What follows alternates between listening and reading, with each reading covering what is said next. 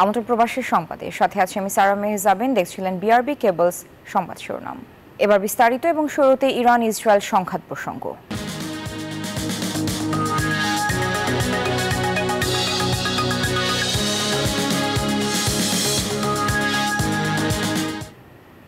Donald ট্রাম্পের যুদ্ধবিরতি নির্দেশ অমান্য করেই পাল্টাপাল্টি হামলা চালাচ্ছে ইরান ইসরায়েল। এতে হতাশা প্রকাশ করে ইসরায়েলের প্রতি ক্ষোভ ঝেড়েছেন মার্কিন প্রেসিডেন্ট। এদিকে ইরানের বিরুদ্ধে যুদ্ধবিরতি লঙ্ঘনের অভিযোগ এনে আজও তেহরানে হামলা চালিয়েছে ইসরায়েল। এতে পুলিশ সহ আইআরজিসি গোয়েন্দা কর্মকর্তা নিহতের দাবি করেছে তেহরান। ইরানের বিরুদ্ধে পরমাণু অস্ত্র তৈরির অভিযোগ এনে গেল 13 জুন ইরানে হামলা করে ইসরায়েলি বাহিনী। জবাবে তেল আবিবে পাল্টা হামলা চালায় আয়াতুল্লাহ খামেনির দেশ। এরপর থেকে মধ্যপ্রাচ্যের এই দুই দেশের মধ্যে চলতে থাকে পাল্টাপাল্টি হামলা। এমন আবহে ইসরায়েলের পক্ষ নিয়ে ইরানের 3টি পারমাণবিক স্থাপনায় হামলা চালায় যুক্তরাষ্ট্র। তবে পরিস্থিতি নাটকীয় মোড় নেয় যখন সোমবার মধ্যরাতে মধ্যপ্রাচ্যে কাতারের মার্কিন ঘাঁটিতে মিসাইল হামলা চালায় ইরান। কেননা ইরানের এমন বদলার জবাবে পাল্টা আঘাত না করে এর কয়েক ঘন্টার মধ্যেই ইসরায়েল ইরানের যুদ্ধবিরতিতে যাওয়ার কথা জানান মার্কিন প্রেসিডেন্ট ডোনাল্ড ট্রাম্প।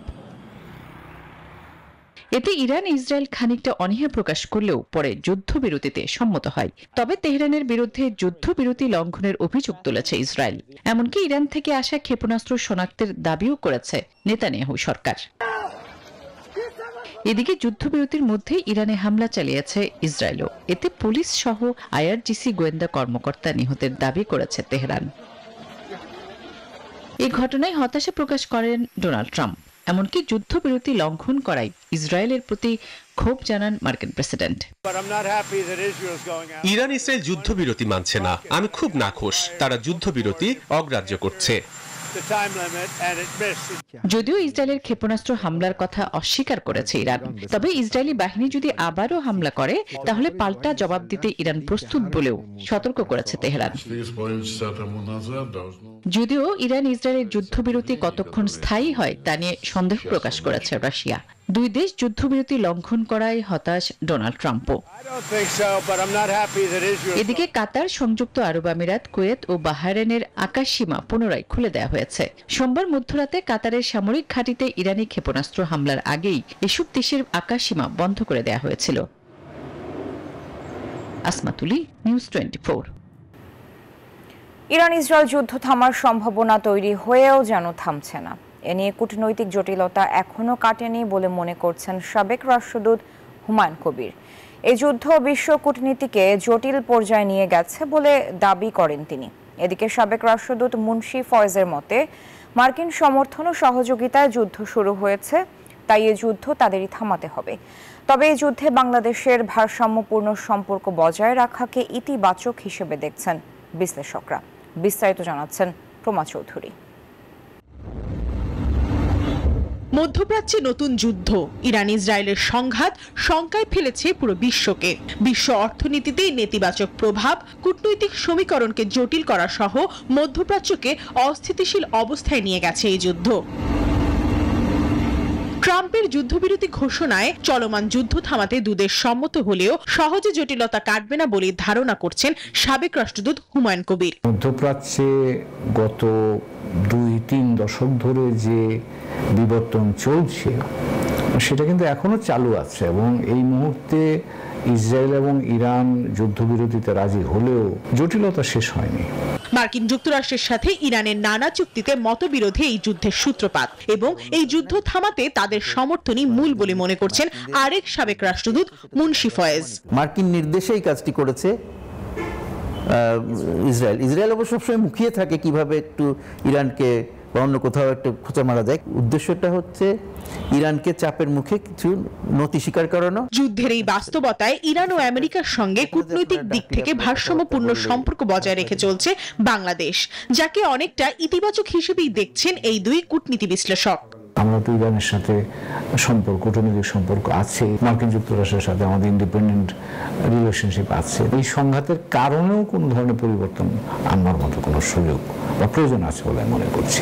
কৌশলগতভাবে আমরা মনে করি যে আমেরিকাকে এখন বেশি, বর্তমান সরকারের আমার কাছে মনে হয়েছে যে ওদেরকে বেশি না চটাই আমরা আওয়াজটা কম করি। তবে এই যুদ্ধবিরতিতে থাকলেও ভবিষ্যতে বাণিজ্যিক ক্ষতির কথা ভেবে বাংলাদেশকে প্রস্তুত থাকার আহ্বান জানান বিশেষজ্ঞরা। প্রমা চৌধুরী, নিউজ 24, ঢাকা। ফ্রান্সের লে বুর্জেতে হয়ে গেল 55তম আন্তর্জাতিক প্যারিস এয়ার শো।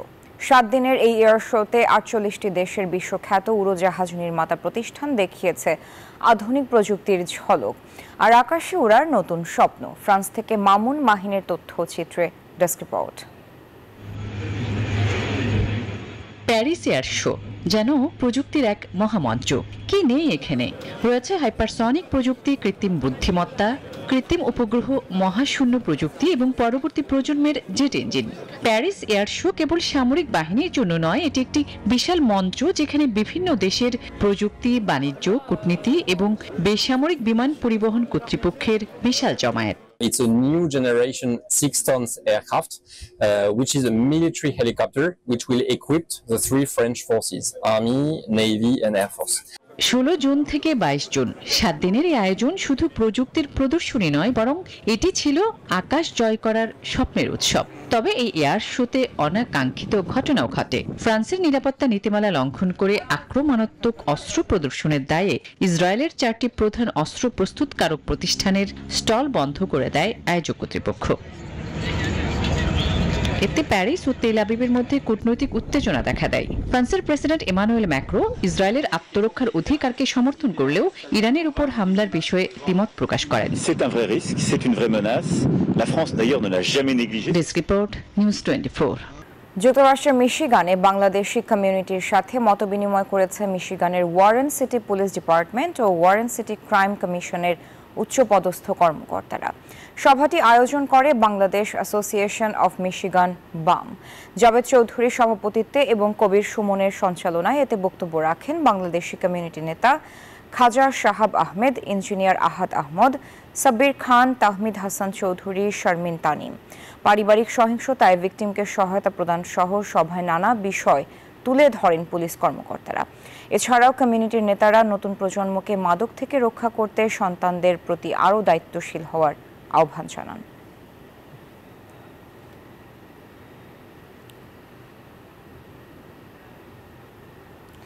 সংযুক্ত আরব আমিরাতে বাংলাদেশি প্রকৌশলীদের সংগঠন engineers and architects of Bangladesh Abu ধাবির উদ্যোগে ঈদ পুনর্মিলনী এবং নবগঠিত কার্যকরী পরিষদের অভিষেক হয়েছে। আহমেদ হোসেন চৌধুরীর সভাপতিত্বে এবং আব্দুল আউয়াল ও পারভিন জলির উপস্থাপনায় এতে বক্তব্য রাখেন বিদায়ী কমিটির সাধারণ সম্পাদক ইজাউজ কলিম। শুভেচ্ছা বক্তব্য রাখেন নবগঠিত কমিটির সাধারণ সম্পাদক রেজাউল হাসান। সভায় বক্তারা সংগঠনের বিভিন্ন কার্যক্রমের বর্ণনা দেন এবং সংগঠন নিয়ে তাদের প্রত্যাশা ও স্বপ্নের কথা তুলে ধরেন।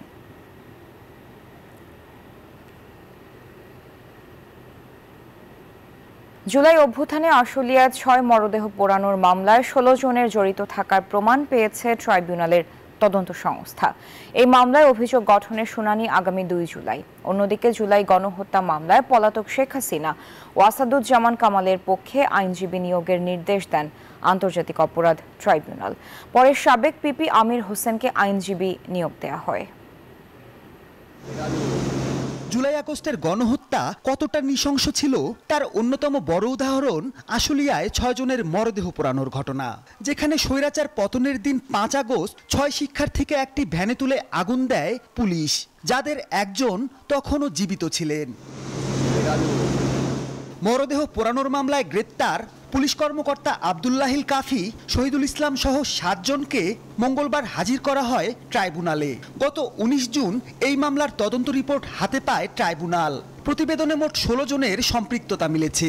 শুনানিতে আনুষ্ঠানিক অভিযোগ দাখিলে আগামী 2 জুলাই পরবর্তী দিন ধার্য করেন আদালত। আশুলিয়ায় 6 জন ব্যক্তি, যার মধ্যে একজন জীবিত ছিল, তাদেরকে পুড়িয়ে দেওয়া হয়েছিল। আমরা আশা করছি 2 জুলাই এটা দিন ধার্য হয়েছে, এর মধ্যেই ফরমাল চার্জ দাখিল করতে পারবো। এদিকে জুলাই আগস্টের হত্যাকাণ্ডের মামলায় সাবেক প্রধানমন্ত্রী শেখ হাসিনা ও সাবেক স্বরাষ্ট্রমন্ত্রী আসাদুজ্জামান খান কামালের পক্ষে আইনজীবী নিয়োগের সিদ্ধান্ত নিয়েছেন ট্রাইব্যুনাল। অভিযোগ গঠনের শুনানির দিন ধার্য হয়েছে আগামী 1 জুলাই। পলাতক আসামিদের বিষয়ে যে বিধান, ইন্টারন্যাশনাল ক্রাইমস ট্রাইব্যুনাল অ্যাক্ট 1973 যে স্টেট ডিফেন্স নিয়োগ করা হয়, সেই স্টেট ডিফেন্স নিয়োগ ট্রাইব্যুনাল করবেন। এ বিষয়ে চিফ প্রসিকিউটরের বিশেষ পরামর্শক টবি ক্যাডম্যান বলেন, দক্ষতা ও অভিজ্ঞতার ভিত্তিতে স্টেট কাউন্সিল নিয়োগ দেওয়ার বিধান আছে, যা একান্তই ট্রাইব্যুনালের এখতিয়ারভুক্ত। পলাতক আসামিদের পক্ষে আইনি লড়াই চালাবেন কে, সে সিদ্ধান্ত নেবার এখতিয়ার ট্রাইব্যুনালের, প্রসিকিউশনের নয়। বিচারকরাই স্বচ্ছ বিচারের জন্য সিদ্ধান্ত নেবেন পলাতকরা কি ধরনের আইনি সুবিধা পাবেন সে বিষয়ে।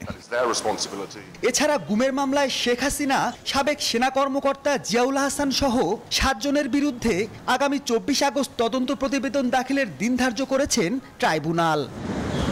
মাহমুদুল হাসান, নিউজ 24, ঢাকা। টিউলিপ সিদ্দিকের বিরুদ্ধে দুর্নীতির মামলার কারণে ব্রিটেনের রাজনীতি ভেঙে পড়বে এমন দাবিকে হাস্যকর বলছেন দুদক চেয়ারম্যান আব্দুল মোমেন। বলেন, আইনজীবীর মাধ্যমে পাঠানো চিঠিতে উল্টো ব্রিটেনকে খাটো করেছেন টিউলিপ। এ সময় দুদক চেয়ারম্যান সাফ জানান, টিউলিপ বাংলাদেশের আদালতে উপস্থিত না হলে তার অনুপস্থিতিতেই চলবে বিচার কাজ। এ সময় তার বিরুদ্ধে দুর্নীতির মামলা বন্ধের দাবিকেও হাস্যকর বলে মন্তব্য করেন তিনি। গুলশানের ফ্ল্যাট, পূর্বাচলের প্লট জালিয়াতি সহ দুর্নীতি দমন কমিশনের দায়ের করা অন্তত 3টি মামলার আসামি বাংলাদেশি নাগরিক ও ব্রিটিশ এমপি টিউলিপ সিদ্দিক। গত 23 জুন এসব মামলার তদন্ত বন্ধ চেয়ে দুদকে ব্রিটিশ আইনজীবীর মাধ্যমে চিঠি পাঠিয়েছেন সাবেক প্রধানমন্ত্রী শেখ হাসিনার এই ভাগ্নি। চিঠিতে বলা হয়, মিথ্যা দুর্নীতির অভিযোগ তুলে ব্রিটেনের রাজনীতিতে টিউলিপকে বিতর্কিত ও হস্তক্ষেপ করার চেষ্টা করছে দুদক। এমন ঘটনার প্রেক্ষিতে সাংবাদিকরা দুদকের অবস্থান জানতে চান সংস্থাটির চেয়ারম্যান আব্দুল মোমেনের কাছে। সাংবাদিকদের প্রশ্নের জবাবে তিনি বলেন, একজন এমপির বিরুদ্ধে দুর্নীতির মামলা হলে ব্রিটেনের রাজনীতি ভেঙে পড়বে এমন দাবি হাস্যকর। ব্রিটেনের রাজনীতি কি এতই ভঙ্গুর? ব্রিটেনের নাগরিকের বিরুদ্ধে একটা মামলা হলো আর তাতেই ব্রিটেনের সরকার, ব্রিটেনের রাজনীতি সব ধসে পড়বে? এটা কি হতে পারে? যখন এসব শব্দ চয়ন করেন আইনজীবীরা, তারাও সঠিক শব্দ চয়ন করবেন। তারা কিন্তু এভাবে তাদের নিজেদের দেশকে ছোট করছেন। বাংলাদেশি নাগরিক হিসেবে দুর্নীতির তথ্য প্রমাণ পেয়েই টিউলিপের বিরুদ্ধে মামলা হয়েছে বলেও সাফ জানান দুদক চেয়ারম্যান। দুদকে কখনো রাজনৈতিক মামলা হওয়ার কোনো সুযোগ নাই। আমরা বিভিন্ন সময় শুনে থাকি দুদক কাজ করে মূলত পেপার বেসড কাজ। আমার হাতে যদি ডকুমেন্ট থাকে, কাগজপত্র থাকে এবং সেই কাগজপত্রে যদি গড়মিল পাই তখনই মামলা হয়, তার আগে তো মামলা হওয়ার কোনো সুযোগ নাই। এটা অ্যাবসলিউটলি ডকুমেন্ট বেসড মামলা। কাজে এটা শুধু টিউলিপ সিদ্দিক না, অন্য যাদের বিরুদ্ধে মামলা আছে প্রত্যেকের ক্ষেত্রে একই ঘটনা ঘটেছে। এ সময় দুদকের মামলায় টিউলিপ সিদ্দিক সহ বিদেশে পলাতক অন্য আসামিদের ফিরিয়ে আনতে ইন্টারপোল সহ সব সংস্থার সহযোগিতা নেওয়ার কথাও জানান আব্দুল মোমেন। বদরুল আলম শাওন, নিউজ 24, ঢাকা। বাংলাদেশে অবাধ সুষ্ঠু নির্বাচন প্রত্যাশা করে চীন, এমন আশাবাদ উঠে এসেছে দেশটির ক্ষমতাসীন দল চীনা কমিউনিস্ট পার্টির প্রতিনিধি দলের সঙ্গে সফররত বিএনপির প্রতিনিধি দলের বৈঠকে। স্থানীয় সময় মঙ্গলবার সকালে চীনের বেইজিংয়ে এ বৈঠক অনুষ্ঠিত হয়। একই দিনে দেশটির পররাষ্ট্র মন্ত্রণালয়ের উপমন্ত্রী সান ওয়েইডং এর সাথেও বৈঠক করেছেন বিএনপির প্রতিনিধিরা। দলটির পক্ষ থেকে জানানো হয়, বাংলাদেশের নতুন সরকারের সঙ্গে কাজ করতে অধীর আগ্রহে অপেক্ষা করছে চীন। বিভিন্ন বিষয়ে বেইজিংয়ের সহায়তা চেয়েছেন বিএনপির প্রতিনিধিরা। এসব বিষয়ের মধ্যে রয়েছে বাণিজ্য অসমতা দূর করা, আধুনিক প্রযুক্তি ও কর্মদক্ষতা বাড়ানো।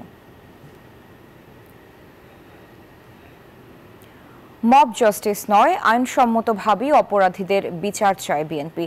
সাবেক 3 সিএসির বিচারও আইন অনুযায়ী করার দাবি তাদের। দলটির নেতারা বলছেন, মব জাতীয় কর্মকাণ্ডের সাথে জড়িত দলের অভিযুক্তদের বিরুদ্ধে সাংগঠনিক ব্যবস্থা নেওয়া হবে।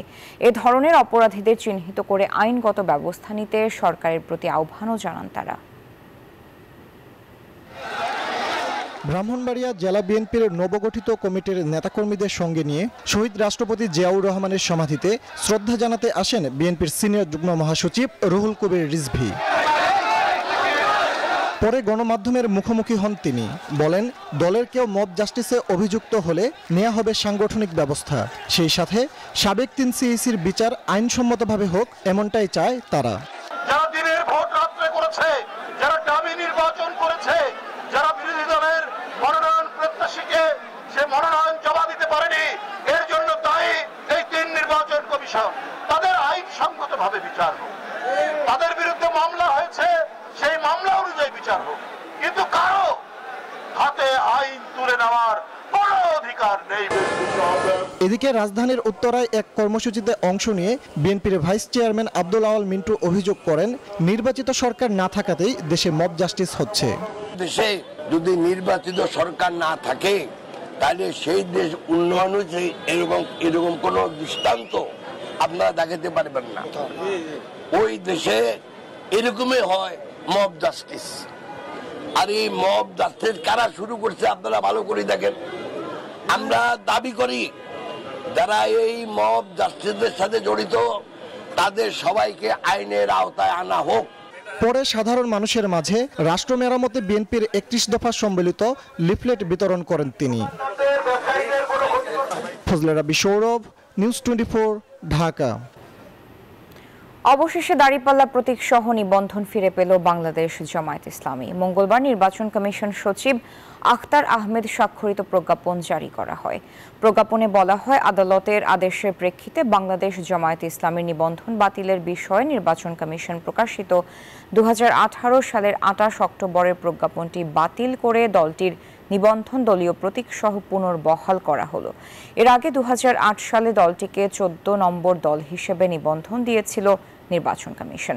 কিন্তু ছাত্র জনতার অভ্যুত্থানে ক্ষমতাচ্যুত শেখ হাসিনা সরকারের আমলে 2013 সালে হাইকোর্টের এক রায়ের প্রেক্ষিতে 2018 সালে দলটির নিবন্ধন বাতিল করে কমিশন। এর আগে 2016 সালে সুপ্রিম কোর্টের এক প্রশাসনিক আদেশে দলটির প্রতীক দাঁড়িপাল্লাও বাতিল করে দেয় ইসি।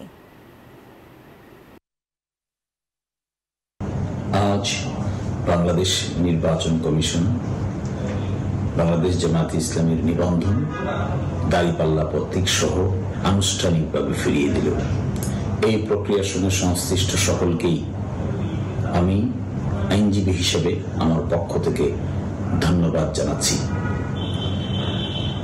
এই প্রক্রিয়ার মধ্য দিয়ে বাংলাদেশ জামায়াত ইসলামী গণতান্ত্রিক রাজনীতিতে গঠনমূলক ভূমিকা পালন করবে, এটি সকলেরই প্রত্যাশা। নিবন্ধন ও প্রতীক ফিরে পাওয়ায় জামায়াত নির্বাচনী প্রক্রিয়ায় আরও এক ধাপ এগিয়েছে বলে মন্তব্য করেছেন জামায়াতে ইসলামীর সেক্রেটারি জেনারেল মিয়া গোলাম পরওয়ার। মঙ্গলবার সন্ধ্যায় জামায়াতের কেন্দ্রীয় কার্যালয়ে সংবাদ সম্মেলনে তিনি বলেন, অন্তর্বর্তী সরকারের ওপর জামায়াতের আস্থা আছে।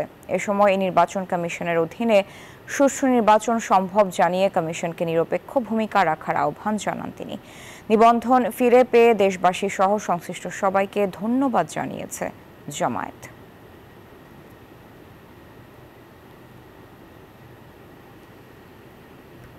বর্তমান অন্তর্বর্তীকালীন সরকারের নিরপেক্ষতার ব্যাপারে আমরা আস্থা রাখতে চাই, কারণ এটা জন আকাঙ্ক্ষার ভিত্তিতেই এই সরকার দায়িত্ব পালন করছে। আমরা আশা করব নিরপেক্ষভাবে দায়িত্ব পালনের জন্য জাতির প্রতি কৃত যে অঙ্গীকার এই সরকারের, তিনি সেই অঙ্গীকারের প্রতি প্রতিশ্রুতিবদ্ধ এবং শক্ত থাকবেন, সোজা থাকবেন, নিরপেক্ষ থাকবেন। আমাদের নির্বাচনের প্রক্রিয়া প্রস্তুতির পথে এটাতে এক ধাপ অগ্রগতি আলহামদুলিল্লাহ। গোটা জাতির লক্ষ কোটি আমাদের সুধী শুভাকাঙ্ক্ষীরা তো এই আদেশের জন্য, এই সুন্দর মুহূর্তের জন্য অপেক্ষা করছিল। এই ছিল এখনকার আয়োজন। এতক্ষণ সাথে থাকার জন্য ধন্যবাদ সবাইকে।